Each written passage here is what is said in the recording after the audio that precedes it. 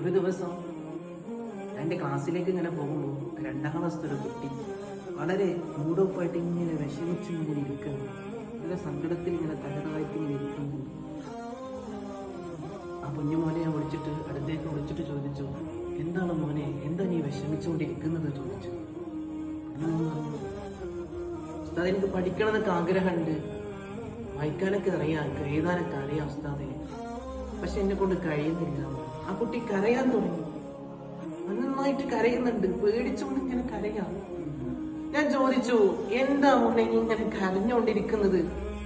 ആ കുട്ടിനോട് ഞാൻ ചോദിച്ചു, എന്താ മോനെ ഇങ്ങനെ കരഞ്ഞുകൊണ്ടിരിക്കുന്നത്? സാർ, പഠിക്കാൻ വേണ്ടിയിട്ട് ഇശാ മഗ്‌രിബിന്റെ ഇടയിൽ ഞാൻ ഇങ്ങനെ ഇരിക്കുന്ന സമയത്താണ് എന്റെ ഉപ്പ വരുന്നത്. എന്റെ ഉമ്മ അവിടെ ഉണ്ട്. ഉമ്മയും ഉപ്പയും കൂടി എന്നും വഴക്കാം, ഉമ്മയും ഉപ്പയും എന്നും ഉടക്കാം, ഉമ്മയും ഉപ്പയും എന്നും പ്രശ്നങ്ങൾ ഉണ്ടാക്കുന്ന ഉസ്താദെ. ഞാൻ പഠിക്കാൻ വേണ്ടി ബുക്ക് ടേബിളിന്റെ മുമ്പിൽ വെച്ച് ഖുർആൻ ഇങ്ങനെ ഓതാൻ വേണ്ടി നിൽക്കുമ്പോഴാണ് ഓലെ വഴക്കിങ്ങനെ കേൾക്കുന്നത്. എനിക്ക് ഓതാൻ കഴിയുന്നില്ല, എനിക്ക് പഠിക്കാൻ കഴിയുന്നില്ല. ആ കുഞ്ഞുമോൻ രണ്ടാം ക്ലാസ്സിൽ പഠിക്കുന്ന കുഞ്ഞുമോൻ പറഞ്ഞൊരു വിഷമം ആലോചിച്ച് നോക്കിയേ. എന്റെ മനസ്സൊരുപാട് വിഷമത്തിലായി പോയി അത് കേട്ടപ്പോ.